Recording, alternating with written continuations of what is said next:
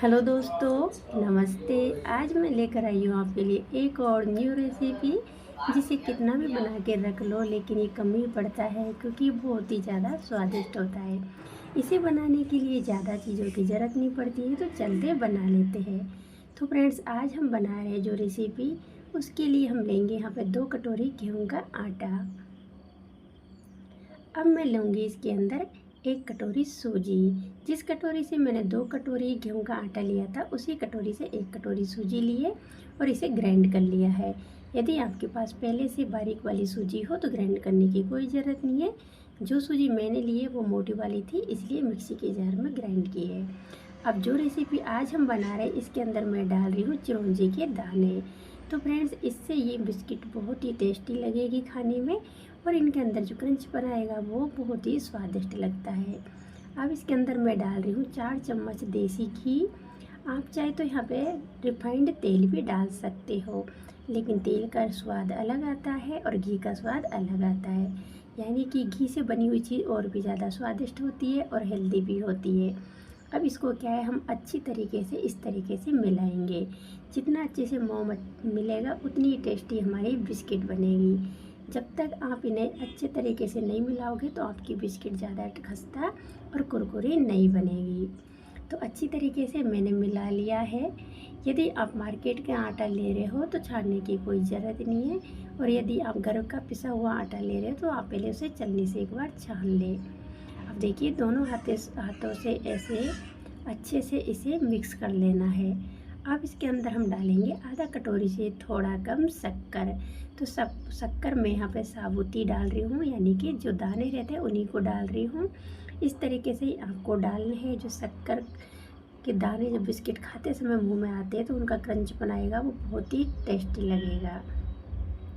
जब आप ये रेसिपी को एक बार बना लोगे ना, तो हमेशा के लिए आप ये रेसिपी बनाओगे, और कितना भी बना के रख लेना, हमेशा डिब्बा खाली रहेगा क्योंकि बहुत ही ज़्यादा टेस्टी होती है।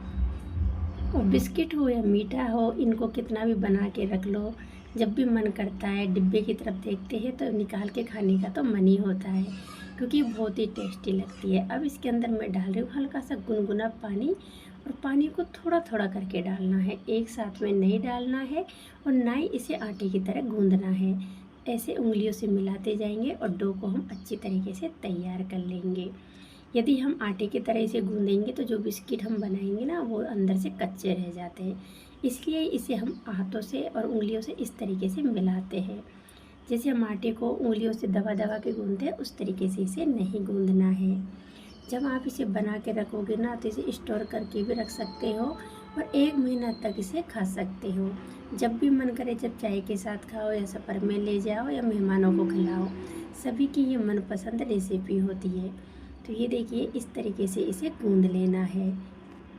अब हम क्या करेंगे, जो ज़्यादा गूंदा हुआ है, मतलब ज़्यादा मिला हुआ आटा है, इसे हम साइड में रखते जाएंगे, और जो सूखा सूखा आटा है इसके अंदर थोड़ा थोड़ा करके पानी डालेंगे और फिर इसे मिक्स करते जाएंगे।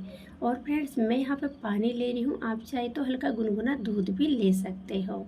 तो ये देखिए, डो तैयार है। इसे गूंदना नहीं है, सिर्फ मिलाना है, और इसके अंदर हल्का सा जो दरदरापन रहता है वो ऐसे रहने देना है। और फ्रेंड्स, इसे थोड़ा टाइट गूंदना है, इसे लूज नहीं गूंदना है। अब इसे रेस्ट पे नहीं रखेंगे, तुरंत ही इसकी हम बिस्किट्स बना लेंगे। रेस्ट पे रखने से इसके अंदर जो क्रंचपन रहता है वो ख़त्म हो जाता है, क्योंकि इसके अंदर मैंने साबुत शक्कर ली है। साबुत शक्कर लेते हैं तो इसे रेस्ट पे नहीं रखना है। अब मैं इस तरीके का ये गोल शेप में बना रही हूँ। गोल शेप में बनाना बहुत ही आसान है और सभी को ये बहुत ज़्यादा पसंद भी आते हैं। यदि आपको और भी कोई शेप में बनाना हो तो आप दूसरे शेप में भी बना सकते हो। ऐसा नहीं है कि मैंने गोल शेप में बनाया है तो आप भी गोल शेप में ही बनाएं। तो 2 बिस्किट मैं आपको बना के बता देती हूँ, और बाकी की बिस्किट हम सेम तरीके से बना लेंगे। और फ्रेंड्स, आपसे एक छोटी सी रिक्वेस्ट है, यदि आप मेरे चैनल पे पहली बार हो तो चैनल को सब्सक्राइब कर लें और बेल आइकन को ज़रूर दबाएं। और यदि आप मेरे फेसबुक पेज पे देख रहे हो तो मेरे पेज को फॉलो करें। तो ये देखिए, बातों बातों में इस तरीके से मैंने 3-4 बिस्किट्स बना ली है। और फ्रेंड्स, यदि आपको ये बिस्किट की रेसिपी और भी तरीके से बनानी हो तो मैंने और भी इसकी रेसिपी डाल रखी है। यानी कि अलग अलग तरीके से मैंने बिस्किट्स की रेसिपी डाल रखी है, आप उनको जाके भी देख सकते हो। तो ये देखिए पूरी बिस्किट्स मैंने बना ली है। अब हम चलते हैं गैस की तरफ। तो गैस पे तेल गरम हो गया है और तेल को ज़्यादा गरम नहीं करना है, इतना ही गरम करना है। देखिए हल्के हल्के से चिरमिने आ रहे हैं, इससे ज़्यादा बबल्स इसमें नहीं आने चाहिए। ज़्यादा तेल गरम हो जाएगा तो बिस्किट एकदम से डालते ही बिखरने का डर रहता है। अब इनको हम थोड़ी देर के लिए छोड़ देंगे, उसके बाद में ऊपर से ऐसे तेल डालेंगे। ऐसे तेल डालने से बिस्किट दोनों तरफ से एक जैसी पक भी जाती है और इनका बिखरने का चांस भी कम रहता है। लेकिन ध्यान रखें आप इनको हल्के हाथ से पलटें, यदि आप इन्हें जल्दीबाजी में पलटोगे ना तो ये बिगड़ सकती है। तो इसीलिए मैं आपको पहले ही बताई थी कि तेल को कम गरम करना चाहिए और बिस्किटों को हल्के हाथ से अलटते पलटते रहना चाहिए। तो ये देखिए अलटते पलटते बिस्किट अच्छी तरीके से मैंने फ्राई कर ली है और आप देख सकते हो कितनी क्रंचपन आया बिस्किटों के अंदर। लेकिन ये गैस को मैंने स्लो एंड मीडियम रखा था, यानी कि हाई गैस पे नहीं पकाया है। बीच बीच में मैंने मीडियम किया था और स्लो गैस पे इनको अच्छी तरीके से फ्राई की है। अब इनके अंदर देख सकते हो जो शक्कर का क्रंचपन है वो ऐसे ही दिख रहा है। तो साबुत शक्कर अभी सूखने के बाद में आप देख सकते हो, यानी कि ये ठंडी होने के बाद में देखना एकदम से साबुत शक्कर अच्छी तरीके से दिखाई देगी। तो चलनी के अंदर निकालने से क्या है, इनके अंदर जो भी एक्स्ट्रा तेल होगा वो इसके अंदर से निकल जाएगा।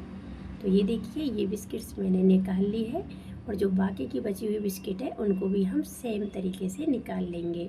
तो इन्हें डाल देते प्लेट के अंदर और दूसरी बिस्किटों को भी सेम तरीके से निकाल लेंगे।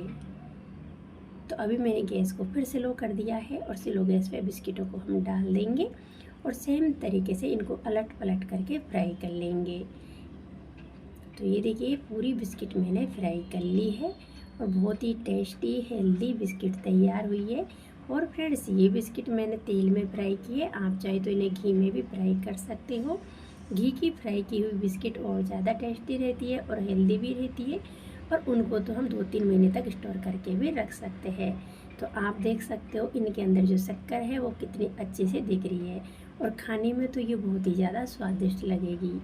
इतनी टेस्टी लगती है कि आप चाय के साथ खाओगे या फिर ऐसे खाओगे लेकिन खाते ही जाओगे। कितने भी बना के रख लो लेकिन डिब्बा हमेशा खाली रहेगा। आप इन्हें सफ़र में भी ले जा सकते हो और बच्चे बड़े सभी की मनपसंद होती है। ऐसा नहीं है कि इनको बुजुर्ग नहीं खा सकते, इन्हें कोई भी खा सकता है क्योंकि बहुत ही ज़्यादा खस्ता बनी है।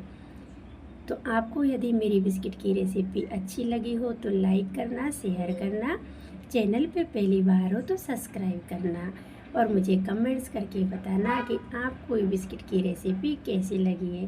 बाय बाय, टेक केयर, फिर मिलेंगे नेक्स्ट वीडियो में।